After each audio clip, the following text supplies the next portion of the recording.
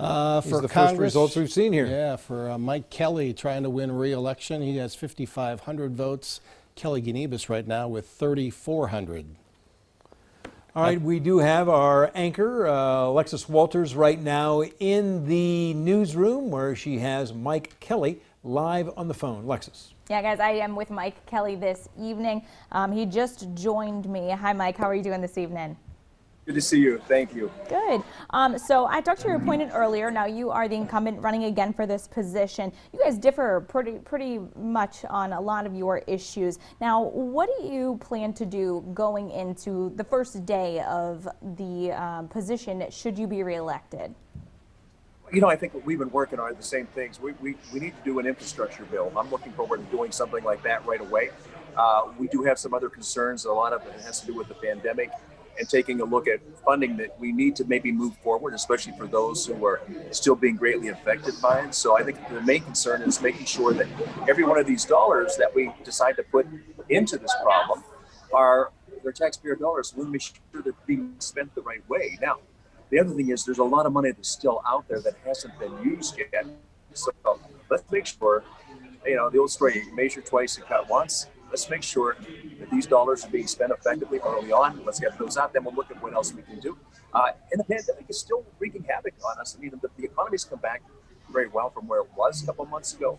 We still have a long way to go yet. And I think we're going to look at, first of all, the harm that's been done to our fellow citizens and make sure they're being taken care of. And if they need extra money, unemployment benefits, subsidies to help them, then we need to do that. Now, speaking of COVID, such a socially distanced era, how was it campaigning? Was it a challenge? I mean, you've done this before, and of course, looked a lot different than it does this year. You know what? It's an entirely different model than what we had, because we didn't have a Memorial Day parade, we didn't have a 4th of July parade, we didn't have a Labor Day parade, we didn't have farm shows and county fairs and all the things we normally do. And going door to door was very difficult because people were reluctant to answer their doors. And so we tried to do the most responsible way we could do it, and do it in a way that was safe and sound for the people we were trying to talk to. So it's been an altogether different model than we had in the past. But still had a chance to talk to some people. And I think that anybody that watched the rallies with President Trump, that we did see a lot of people at those affairs and got a real strong feeling of the enthusiasm gap that the president brought to the table, which I think helps the rest of us candidates. Yeah. Now, any big challenges that you're planning on facing if you were to soon get into office?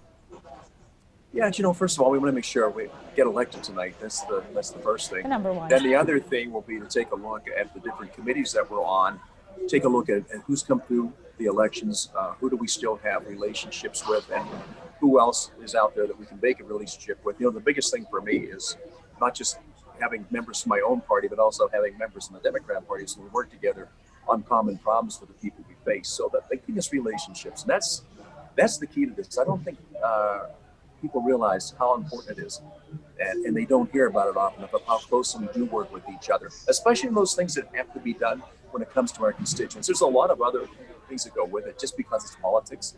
I would rather concentrate on policy that really helps the people that we represent. All right. Well, thank you so much for your time tonight. Thank you. I'm going to send it back to you, Dave and Stan.